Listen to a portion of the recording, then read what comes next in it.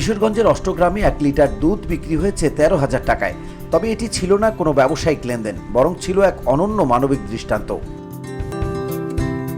শুক্রবার জুমার নামাজের আগে কাস্তুল ইউনিয়নের ব্রহ্মপাড়া আল হোসাইনিয়া জামে মসজিদ প্রাঙ্গণ থেকে 1 কেজি দুধ কিনে নেন মনিরুজ্জামান দুর্জয় নামের এক যুবক।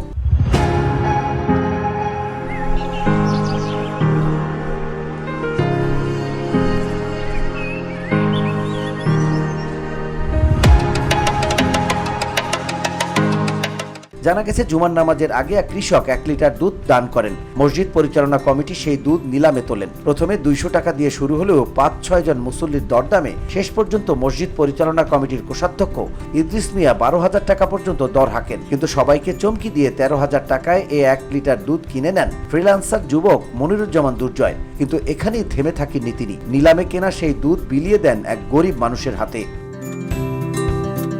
মনিরুজ্জামান দুর্জয় বলেন, আল্লাহর ঘর উন্নয়নে অংশ নিতে চেয়েছি। একজন সাধারণ মানুষকে সামান্য আনন্দ দিতে পারা আমার কাছে সবচেয়ে বড় তৃপ্তি। এমন প্রতিযোগিতা যদি ভালো কাজে হয় তাতে মন ভরে যায়।